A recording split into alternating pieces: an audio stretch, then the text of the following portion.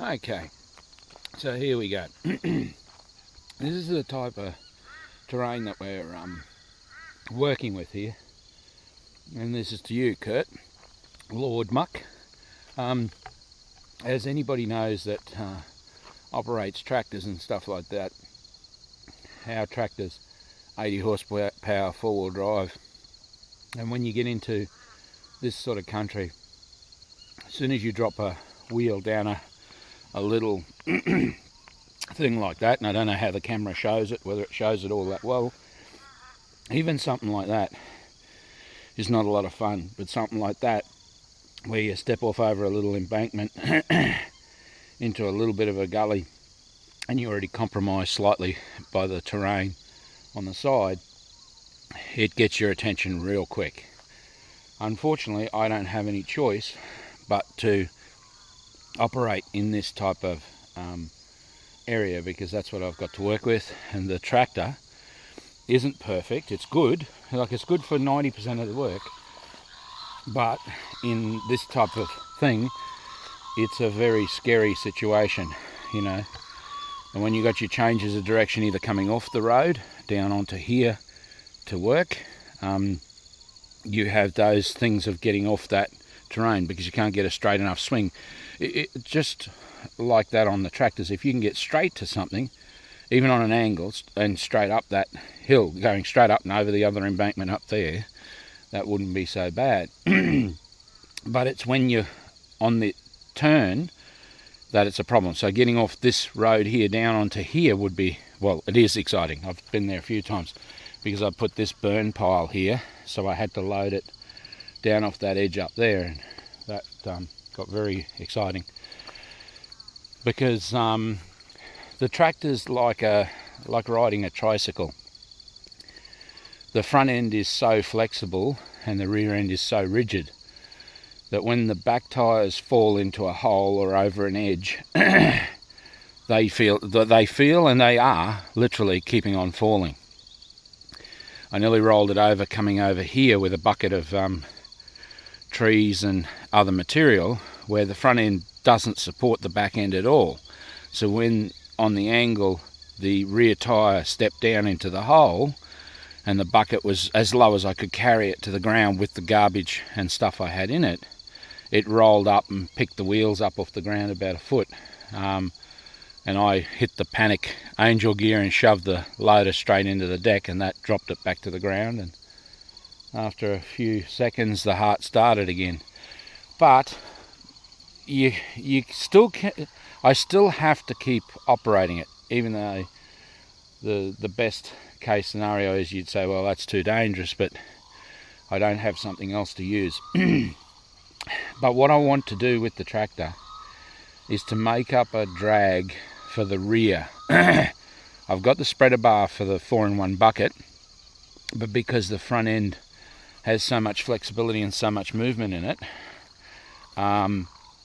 it's very awkward to try and float, and you can float backwards, that's fine, it'll float backwards and it'll knock the lumps and bumps off, but it's much slower than if I create a drag to go behind the tractor, and that tracks and follows the rear axle, and I can travel much faster forward and backwards. Now, I'm not wanting to get to 20 k's an hour across this type of hilly terrain, you're going to get dead, but I want to have to put in less effort in trimming the bucket and trimming and mucking around and carrying on with that stuff than what you currently have to do with the 4-in-1 bucket and the spreader bar.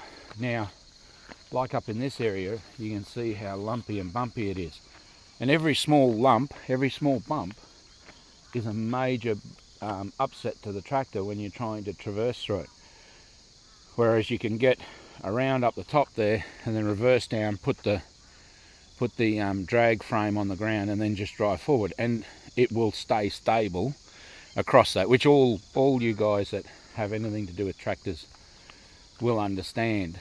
But trying to get down here and then trim it and drag it backwards up the hill is much more awkward and requires much more input in the operation side of it with the 4-in-1 bucket and the spreader bar.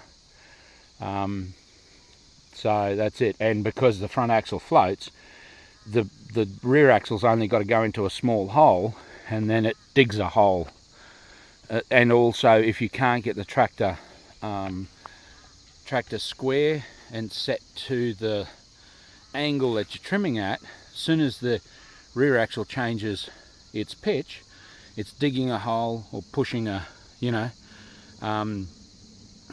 and doing its own thing. Whereas at the back, once you've done a couple of runs and you get it reasonably true between it, it's then much more true to the actual angle, But having said that, I've done, an incredible amount of work up the top, but it's not like a skid steer where you're on a rigid base with a rigid platform that the wheels don't have any other movement to them. The pitch and the move of the tractor is so attached to the back wheels to the level it is, that it is a very difficult thing to cut and trim really good angles. You can do it, but the next thing that works against you with the tractor is the sheer size of the tractor, and the tractor doesn't move on its own axis. So like a skid steer, you just pivot it on the spot and start to trim out the high side, put him to the low side, and level up your machine or set your machine to the pitch you want, and then you cut that angle into the road or whatever you're constructing. Up the top there it was garden beds.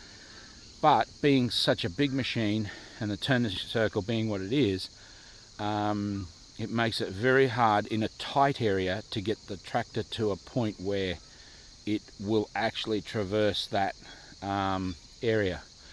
That's not to say that you don't end up getting it done to a reasonable thing, but it does take a lot of effort and a lot of work. See, I'm not sure whether this shows you the angle, but see how you've got such lumps and bumps, because we went through with the excavator, and you can't afford to keep a 35-ton excavator here for a huge amount of time. So with that, you've got to pull them up, throw them into piles and burn them off, and move quickly, and then hopefully come back through and clean up the rest of the stuff in that time. Now the horses go through and they trample a lot of this stuff, and that's fine, or I could weed eat it. It doesn't really matter. Now naturally the slash is going to be a lot faster to deal with it, but there's always going to be limitations. You're not really going to want to, in a short stretch from here to there, which is only 2 times with the slasher on, 2 times the length of the tractor in total. And you've got to come off over this bank, because you can't, you could come around from there, but you've still got to get and work your way backwards and forwards across this angle. And you're not going to get all the lumps and bumps out, but see, like that, you've got high spots and low spots, and that's where the low spot absolutely creates a major problem, and another big hump there and another hollow there from where trees were dug out. So Kurt, my friend, that's the type of thing that I'm looking to try and solve, and then make a drag up to that point. And that's where I don't think the grader blade as such will solve those problems. It'd be nice to have one, but the digging in and setting the pitch, I really am looking for something that just drops to the ground, and then as I drag it through, yes, the tractor will walk a little bit over the rear axle, but overall it will drag the tops off all those things and put them into the hollows. And after, however many passes, it probably is going to be 3 passes, maybe 4, it'll have it good enough. And I'm only looking for good enough. I'm not looking for perfection. I'm not looking for this to be a finished billiard table. I don't want that. I just am looking. So see over there where the big pile is, you can see there, that's a whole heap, because I pulled the pile back off where the cleared section there was and put it up into a burn pile ready to burn on the next big rains that we get. Those type of things. Now yes, I'll push that through with the spreader bar and the bucket to knock it down a bit and level it up a bit, but some of them are big areas like that, so I'd be happier if I can drag with the tractor just to follow the contour. I'm not trying to change the contour to be flat again, like I was saying, like a billiard table or whatever. I'm just looking to create a more even contour. When the slasher's on the tractor, it's a big slasher. So it does give a much better low to the ground weight when the slash is on there as well. So stability does get better when you're doing that than what it is without the slasher, and you're just trying to drive over this stuff for whatever reason you're doing it. You know, that gets pretty hairy if you're coming across the slope. If you travel up and down it the way you should be in a tractor, if that's the work you can do, the slope is fine. Okay, you can get by with the lumps and bumps as far as not frightening you to death. But once the grass gets high, once the garbage gets high and you can't see where the drops and hollows are, that's when it gets even more exciting. And for me, when you're carrying a loaded bucket, that's when it gets unstable, and that's what I'm looking to alter. So I hope that makes sense. I hope that, you know, helps you to understand what I'm trying to achieve in that stuff. Yeah, well, let us know. Thanks everybody for joining, for having a look at what we're doing. Hit the subscribe button, the like buttons, and share if you can, because I'd really like to build this channel to a place where people can come and hang out and see how we do things. They're not always the only, well, there's a dozen different ways you can do anything. So this is just how we are doing it and what we have to work with. It's still better than the cane knives and the rest of the stuff that I've tried to use here with the Lantana. So once we got it under control, like you can see down there, the Lantana's only just coming back up in that purple flower down there, and a bit down there, and a bit down there. So it's at a stage where you can go back through and you can clean that up.